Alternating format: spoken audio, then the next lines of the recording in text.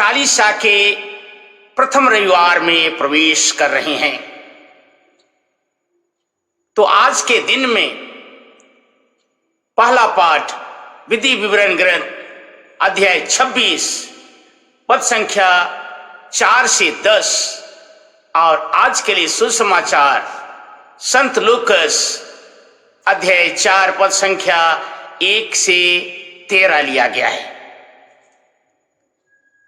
आज के पाठों में हम प्रत्येक जन को यीशु ख्रीस्त के प्रालोभन पर मनन चिंतन करते हुए स्वयं को देखें कि कैसे हम शैतान की परीक्षा में परेशान होते हैं, विचलित हो जाते हैं, हार जाते हैं। बहुत सुंदर सी बात, यीशु ख्रीस्त पवित्र आत्मा से परिपूर्ण होकर जर्दन नदी के तट से लौटे। तब पवित्र आत्मा ने उन्हें निर्जन प्रदेश में ले चला, जहां वे 40 दिन उपवास और प्रार्थना करते रहे और शैतान की परीक्षा हुई। यीशु ख्रीस्त को भूख लगी। शैतान जानता है कि इस प्रलोभन के द्वारा उन्हें जीता जा सकता है, इसलिए उसने कहा, यदि आप ईश्वर के पुत्र हैं तो इन पत्थरों से कहिए कि रोटी बन जाए। यीशु ख्रीस्त धर्म ग्रंथ को अच्छी तरह जानते, इसने उन्होंने कहा, यह भी लिखा है, मनुष्य केवल रोटी से नहीं जीता है। तब शैतान उन्हें ऊपर उठा ले गया और संसार के सभी राज्यों का अधिकार और वैभव को दिखाते हुए कहा, यह सब मुझे मिल गया है, मैं जिसे चाहूं उसे दे सकता हूं। यदि आप चाहें तो आपको भी मैं दे सकता हूं, लेकिन इसके लिए आप मुझे आराधना कीजिए। यीशु ख्रीस्त ने कहा, यह भी लिखा है, अपने प्रभु ईश्वर की आराधना कर, उसको छोड़ और किसी की नहीं। शैतान हारा नहीं।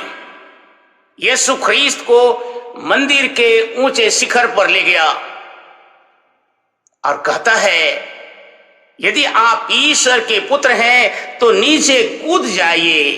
तुम्हारे विषय में यह भी लिखा है, वह अपने दूतों को आदेश देगा कि वे आपकी रक्षा करें, वे अपने हाथों से तुम्हें संभाल लेंगे कि कहीं आपको पत्थरों से चोट ना लगे।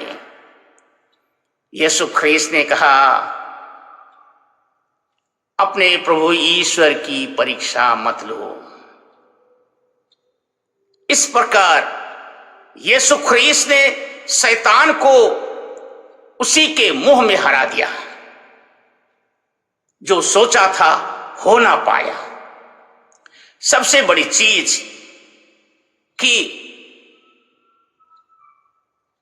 निर्जन प्रदेश का अनुभव भयानक था।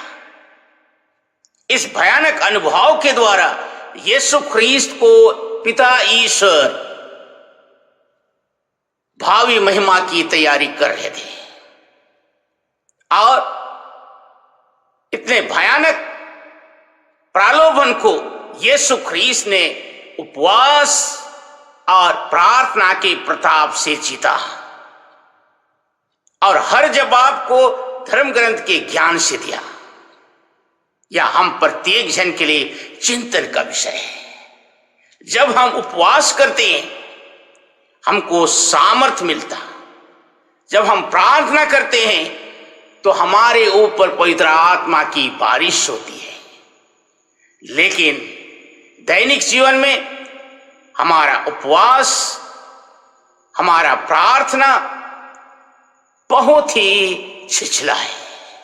इससे ना हमें सामर्थ्य मिलती, ना शक्ति मिलती और ना पवित्र आत्मा का अभिषेक हमें मिलता है।